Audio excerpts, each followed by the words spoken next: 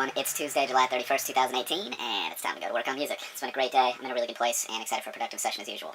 I'm doing a good job resolving my timing issues. I was ahead this morning, but then spent that time on some other stuff because I was like, oh, I'm ahead, I'm good. And that was a really good lesson to make sure that when I'm ahead on time that I save that so that I can be early to the music session, and that's just a new habit for me. And I'm excited. I feel like that's going to open up a lot of doors for me because what's more important than time management, guys? If you can't manage your time, what can you manage?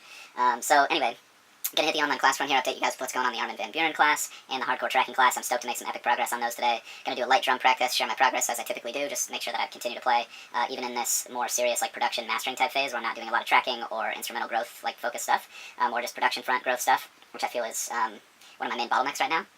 And yeah, then going to jump into the Into Infinity Master, check my work from yesterday. There might be a couple tweaks to make. I may hold off on making those until tomorrow, actually, because I just feel like consecutive days listening to the same stuff, it's easy for me to get lost in what's happening in the mix and master, and it's good to have a little bit of space. So I might actually just step into doing the Midas and Myth Master, work on taking that to the next level, albeit with the Into Infinity stuff I have, so I know that it's at least in the ballpark as far as like comparable loudness, etc. And then I may move on to the strictly academic stuff depending on how the Midas stuff goes. So appreciate you guys for tuning in. Let me know if you have any thoughts or questions as we go through the session, and I will update you at the end with what I accomplish. Let's go. Yeah, maybe a bit predictable, but...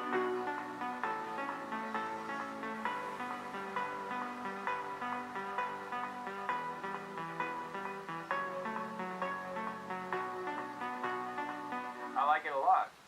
I think we're getting somewhere.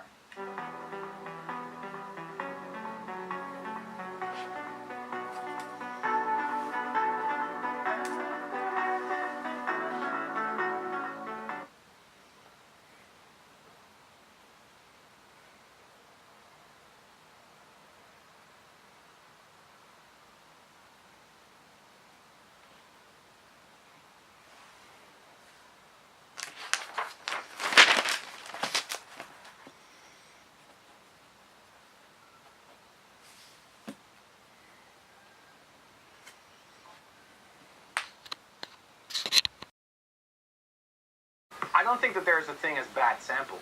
I mean, any sample can be turned into a good sample if you use it in a creative and an interesting way.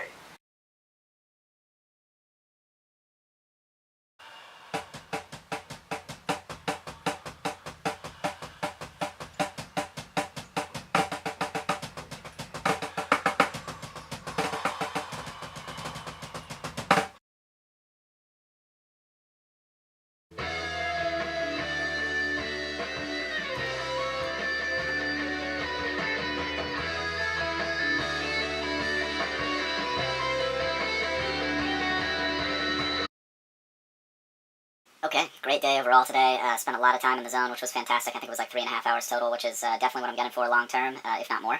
And jumped into the online class front and hit the Armin van Buuren class.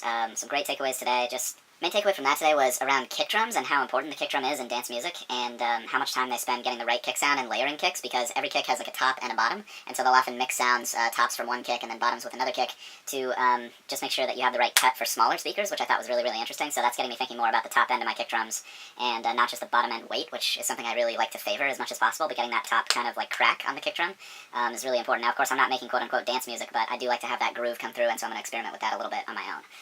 From there, I got into the hardcore tracking class, and that was all about getting good guitar tracks today. He was talking about his signal chain for guitar tracking, and I think that's about as far as I got. He likes the 5150 head into a 2x12 Mesa cab with just a single SM57, and probably the best tip was just the mic placement is right where the dust cap, which is the center part of the speaker, the little circle in the center, meets the cone, which is, of course, the conical part of the speaker. And yeah, he says that's a good starting point, and then if you want a little more top end, I think you go closer to the center, and if you want it to be a little bit less bright, then you go out a little bit more away from the center. So just something cool to experiment with, and sometimes less is more on those recording chains, which I thought was really interesting. From there, I got into quick drum practice, didn't do too much, just kept it short and made sure I got some playing time in, and then jumped hardcore into the Into Infinity Master, spent maybe like 30 minutes to an hour just refining what I had, making some tweaks. A couple of the tweaks made it sound less good to me, so I stuck with an earlier version, so shout out to the Armin van Buuren class helping me save my versions. That is huge.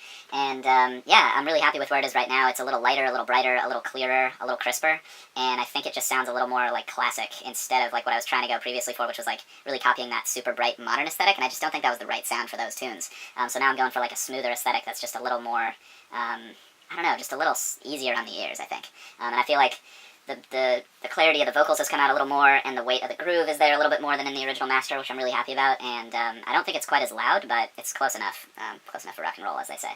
So from there, just took a real short break and then jumped into the Midas and Myth Master. That's also going extremely well, and I've really started to realize how important it is to have a system that you can check the low end on, because in the headphones, when I'm working on the low end compression, it doesn't sound as good. It sounds like it just goes away, but that's because the frequency response of my headphones is not low enough to get really accurate information about what's going on, like below 50 hertz, let's say, which is where like the bottom end of those multiband compressors often work. So I put it onto the near fields, and it's really nice having the sub here, because that just lets me balance the low and high end a lot more easily. So I think that's going to be the goal for tomorrow, is just get that polished.